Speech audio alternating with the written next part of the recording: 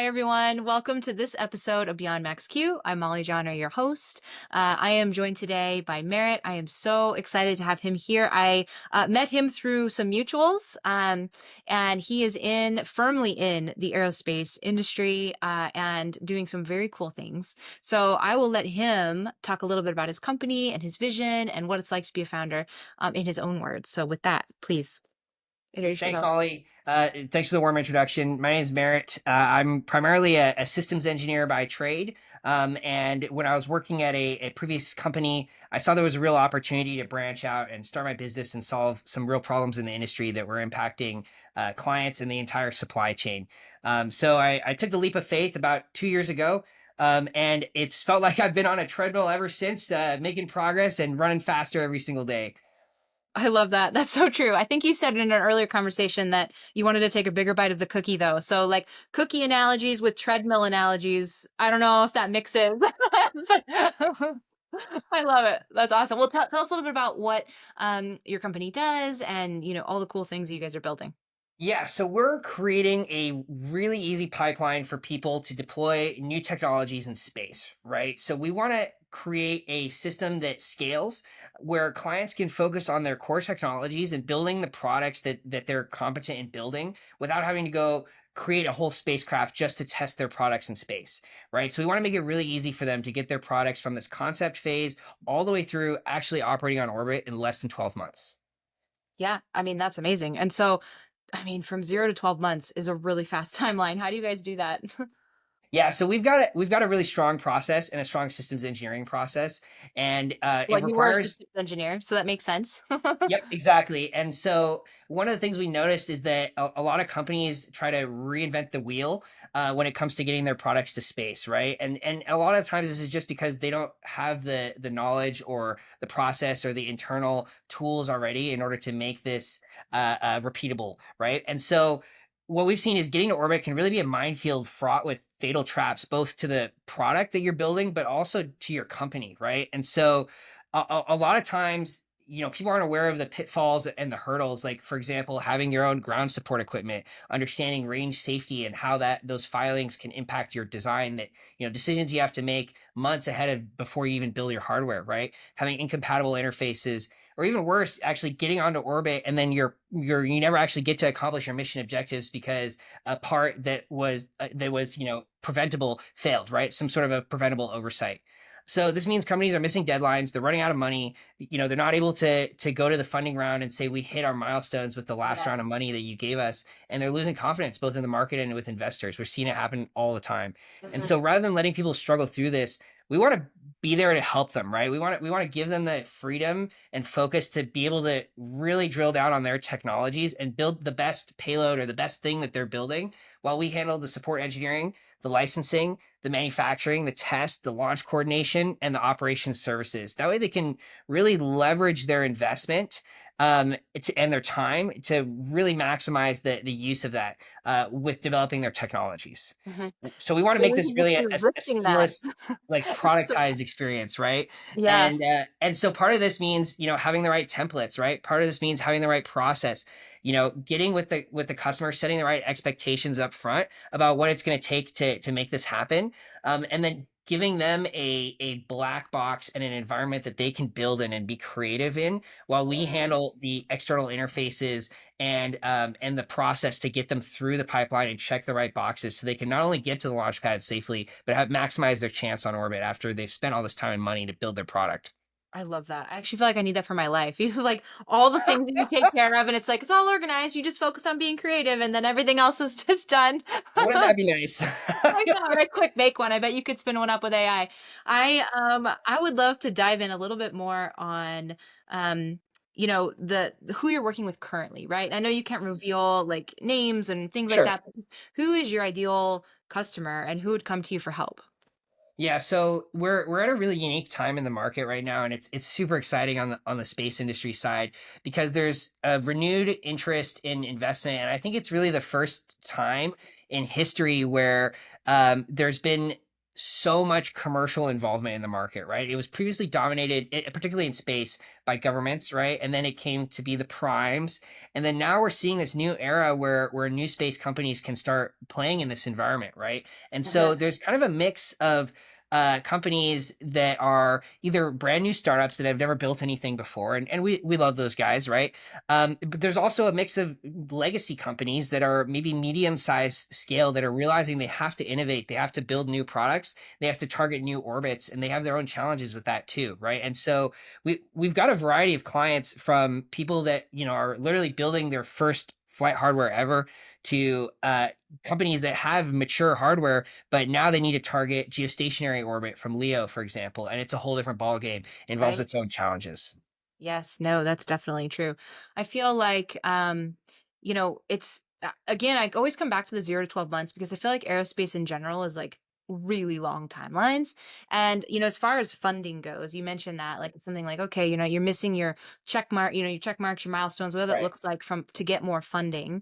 Can you speak a little bit more about what that looks like, and how you guys almost help with that piece? Totally. Yeah, this is vital. This is vital. So in aerospace, what we've seen is typically projects can take, 24 months as a baseline, right? And then, we missed a funding from our client, or oops, a part is delayed. The battery procurement was longer than we thought. And that now pushes that schedule to be closer to 3 years, and then 4 years, right? And this is killing like innovation cycles, right? So we want to be able to like instigate the agile engineering process and support that. And so that means we have to shorten that timeline down. And so what we've seen is companies will go and they'll raise $50 million, let's just say, right? And they'll go and they'll spend 20 million of that just trying to figure out all the other stuff that's not even their core value proposition, right? Like, what is the test process? I need to go build an avionics board just to test my little camera payload, for example. And this is taking away from that core investment, and it's adding time, and it's adding, process, right? That they're not ready for. And so from our perspective, getting that timeline down to 12 months is extremely important. And so we see that we can do this through a couple different ways. We've got some partnerships on the manufacturing and test side, to streamline that, right? And make it so that customers already know what to expect. They don't have to. A lot of people will just wait until they've already built their hardware to figure out how are we going to test it, right? And that's also a huge miss, right? So involving this planning early in the process allows us to set the right expectations and the Mhm. right plan ahead of time, so we can just start executing, and the client can stay focused on their creative output, right? Mhm. So getting those all set up ahead of time, building that plan with the customer, and then setting them up to have the right connections through the industry to get it actually on orbit. I mean, you're clearly very passionate about what you do, which I love. And I mean, it makes sense, right? You were systems engineer, now you're founder. I would actually love for you to tell us a little bit about what it's like being a founder, how you're feeling about it. Every day I'm learning new things. It's super fun. It's super fun. I will say my background is all technical, right? But so my undergrad degree is astronautical engineering, rocket science, orbits, that sort of stuff, No right? big deal. That's fine. And my master's degree is in product development engineering and systems engineering. So a little bit on the business side, but it was more about, how do we take good engineering ideas and make them real, which is, very related to what we're doing now. Mhm. But I didn't really have that formal business background. And so when I first started my company, it was really just, let's give it a shot and see what it's like to freelance for a little bit. And that was fun. I enjoyed freelancing, but I saw that a lot of these companies we were working with had the same problems over and over again. And so I saw there was really an opportunity here to build something bigger than myself with a team, so that we can all operate more effectively and fill in the gaps where, I'm a smart guy, but I don't know everything, right? And so in the end of the day, I want to be very client focused and solutionary for my clients. And so if there's a problem that they need solved and I know the right person to get it solved, we want to be there and help them solve it, because in the end of the day, more hardware going up to space builds the new space economy, and we're all better off for it. Yes, yeah. No, I love that. Well, okay, we have a mostly founder audience. Is there anything that we haven't covered that you feel like you'd want to say to the founders in the audience? Hmm. Well, I'd say one of my biggest lessons learned is finding ways to delegate is really powerful. You have to obviously And vet hard. those people, and hard, right? You have to obviously vet, right? Because we all have our standards, right? We have our quality standards, our timeliness standards, the process we want things Mhm. to be in, right? But the only reason I've been able to scale my team up to now about 6 people, and we're adding a seventh on here next week that I'm really excited about, is because I was delegating, right? And so spending a little bit of time to train people on how you want things done was a harder step for me to get to than I expected, because it always sounds easy. But actually doing it right, and then trusting that person, and then giving them the feedback when they need to improve things, Yeah. it's hard, but it's the only way to scale, right? And I would say that same with our clients too, right? We have clients who sometimes have this philosophy of, if it's not designed here, therefore it sucks, right? Mm. And that may be true for your ultimate vision, down the road. But right now, when all you need to do is test your technology on orbit, show that it works, right? Mhm. Test your market fit, right? Maybe you just need to even see if clients are even interested in this type of capability. The fastest way there is by working with a team. Mhm. That's really well said, and delegation is so hard, I think, especially, like, when it's something that is your baby, right? Like, that's really what it is, and you're like, you've grown it, you're running it, and it's like, "Okay, here we go, you can do it." Right, and we, our clients that we work with are all people that are building really cool stuff, and we Yes. want them to be super successful, right? And so, handing them to somebody else, I want to make sure they're in the best hands possible when we're working with them, because it's not just, the project they're working on, it's their business, right? And then people are employed by them, and it's those people's livelihood too. Yes. Yeah, well said. Well, I we always end with my favorite question, which is, what are you currently reading? Good question. Well, I just finished reading a book called The Goal by Eli Goldratt. It's similar to the 1 Minute Manager, in that it's a POV kind of book, where you're essentially in this person's shoes, and it's a story about a person who gets hired to come to a manufacturing plant and make it profitable within only 3 months, where it was super underwater. And it's a little bit of a philosophical book, disguised as a story, and it's been really insightful. And in particular, the author is a founder of one of these ideas called theory of constraints, which is Oh, yeah, essentially that you've heard of it. Okay, I great. have, yes. Your production line can only really move as fast as your biggest bottleneck, right? So Yes. identifying your bottlenecks and working with them and finding ways around them is really the way to optimize. It doesn't matter if you buy another CNC machine if you're really bottlenecked at your, shipping output, for Yes. example, right? Precedence-based execution. Right, Yeah. exactly, exactly. So I really enjoyed that one. The book I read every day is The Daily Stoic by Ryan Holiday. Okay. He is, I think, one of the best communicators of philosophy in this current age, and at least for Stoic philosophy. And I really enjoy his book, because it's forced me to re-examine things about myself, and my business, and really focus on just doing, even 1% better every day is a step Mhm. forward in the right direction, right? It's better than, going the opposite way.